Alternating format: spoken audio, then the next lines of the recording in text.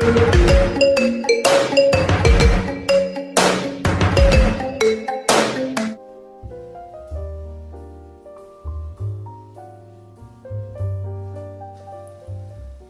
in the field of vision is a fairly common complaint that many patients suffer from, and it becomes imperative for us to examine the eye completely to differentiate between the benign floaters, or which will normally present in every eye, and floaters that give you an indication of underlying pathology in the eye.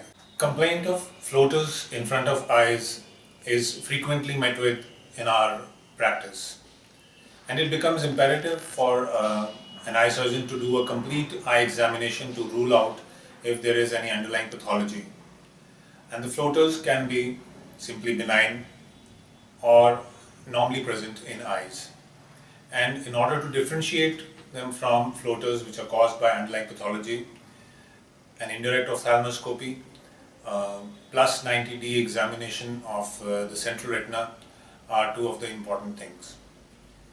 Now, when I talk of benign floaters, all of us have experienced this in our childhood. When you close your eyes in sunlight against a background of red, you'll find dark threads, spring like objects or comma-like structures moving up and down, and we used to play with them. These floaters are also seen if you have a monotonous background of white, grey or blue, and you have light coming from one side and not coming from front.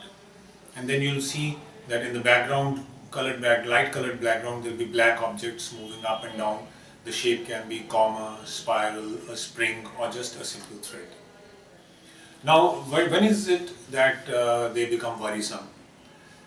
Situations where there is a sudden increase in number of floaters, sudden increase in size of floaters, flashes of light, lightning streaks, or a veil coming in front of the eyes are the situations which warrant an immediate examination by an eye surgeon. Presence of floaters, as we just discussed, can be a normal process, or it can be a part of a degenerative process, an age-related process, or it can be because of certain pathologies which involve the posterior segment of the eye, which means vitreous and the retina.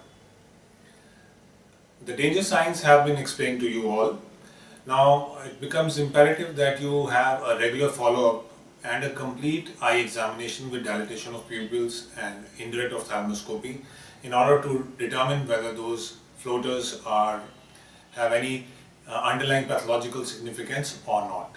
There are times when these floaters can be disturbing in your day-to-day activity, and at that time all you have to do is change your gaze to the other side, because the floaters are going to move away from your visual field and you can continue doing your normal activity. The question arises that if you have got floaters, what is to be done? Now, in case of benign floaters, all you have to do is follow up with the doctor regularly. And in case there is an underlying pathology, your eye surgeon is going to direct you to a specific kind of treatment, and make sure that you have a regular eye checkup if you are a diabetic, because diabetics normally will have all these retinal pathologies at an early age.